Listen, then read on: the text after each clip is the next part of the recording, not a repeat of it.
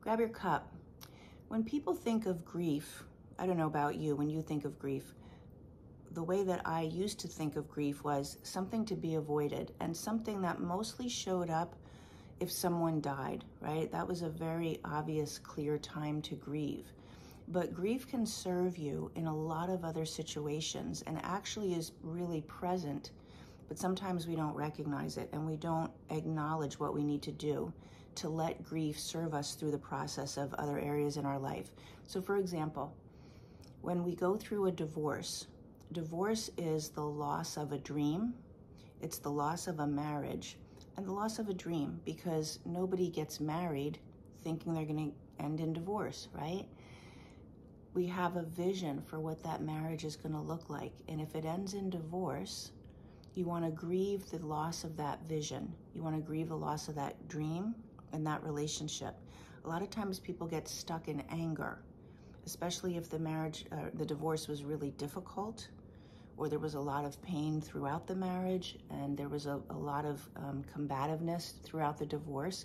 People can get stuck in the anger. And you don't want to get stuck in any of the depleting emotions. You want to allow yourself to feel them, acknowledge them, and move through them. Otherwise, you're going to bring that anger and that grief to the next relationship. It might stop you from fully engaging. It might be there showing up at times when the new person doesn't deserve the anger or the grief. So you want to allow it to move through. But grieving the loss of a dream like that. Another time that grief can serve us and needs to be, I think, part of the process is after a betrayal. So the obvious thoughts of betrayal are when your partner cheats on you, and of course that's included, but there's other times when betrayal can show up, when anybody, any relationship in your life told you something and you expected based on what they said they would do and then they didn't, and you feel betrayed. Or you share a part of yourself with someone and they go and tell somebody else. They don't honor that confidence. That's a betrayal. So anything that looks like that, when we've been betrayed, when betrayal is there, there's a loss of trust. And that's where the grief is helpful to come in, is getting through the loss of the trust. Otherwise, we stay guarded and we don't allow ourselves to trust again. So grieving the loss of trust in a betrayal, grieving the loss of a dream or the relationship, however you want to think of it, in a marriage after a divorce.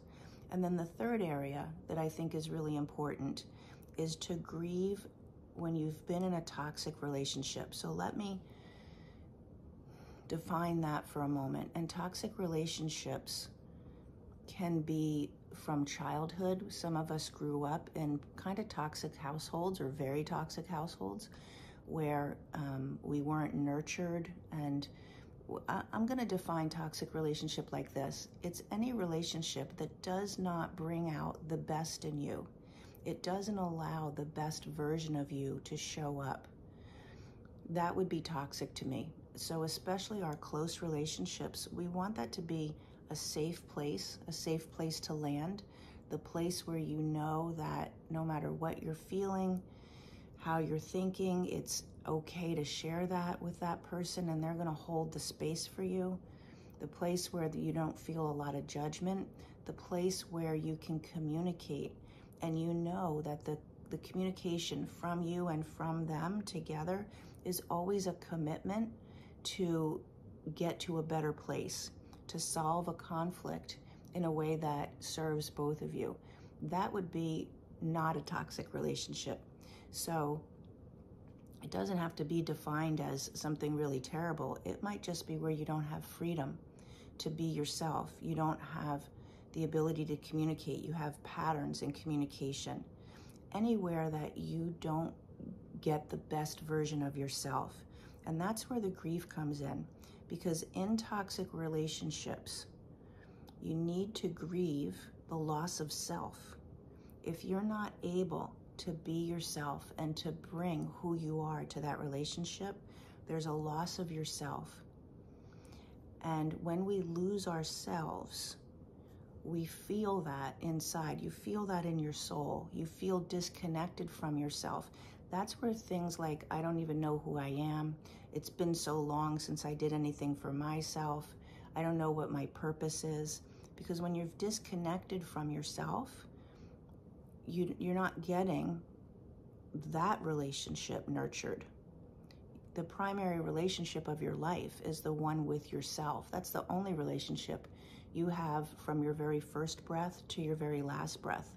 Any other relationship is not necessarily going to last to that same degree, and also is based on your relationship with yourself. The way you relate to anybody else is based on your relationship with yourself. So if you lose yourself in a toxic relationship, you don't have the opportunity to create another relationship in the most powerful way. So grieving the loss of self when you've been in a toxic relationship, when you're in one, and then if it ends, grief needs to be part of the process. And you want to also grieve who you've been. It wasn't yourself. If it wasn't your best self, maybe it was somebody who was always trying to fix things for people. Maybe it was somebody who was trying to be controlling. Whatever it is you felt you had to do in that toxic relationship, or from your childhood, from those relationships, you want to grieve the ending of that person, because that's been how you've known yourself to be, but it's not who you truly are. So that was a lot wrapped up in there. I hope you get what I'm saying. If I could distill it down, grieving the loss of your true self that didn't get nurtured and didn't get, wasn't allowed to show up in whatever toxic relationships you might have had. And then also grieving the person you created yourself to be in order to survive that relationship. You want to grieve that person as well. I'm going to say her because I primarily work with women. You want to grieve her as well so that you can let her go, so you're not bringing her to another relationship. You're not bringing somebody who needs to control. You're not bringing somebody who's guarded and unsure of herself. You're not bringing somebody who thinks she needs to fix everybody else.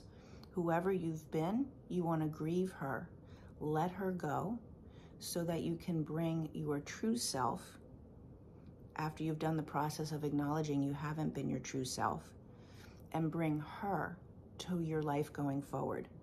Then very different relationships show up because you've created a new one with yourself, but grief has to be there. Creating a new relationship with yourself is the work that I do with my clients. My primary program is called Return to You. And then we have some other ways that we work with people. Set Yourself Free is setting yourself free from those created toxic patterns. Returning to You is connecting deeper within yourself. So if any of that resonates with you, if you've been stuck in the grief and didn't move through it, or stuck in anger, or just stuck because you don't know how to move through any of that so that you can be your true self, put chat in the comments. Let's really talk together. It's a free conversation, and we can have a conversation about where that's shown up in your life and what you would like to have it be, how you would like to have it be different going forward, okay? And if the work that we do is the best place for you to have that happen. Because toxic relationships, loss, grief, anger, that doesn't bring anybody their best life, and you deserve your best life. So we'll talk soon.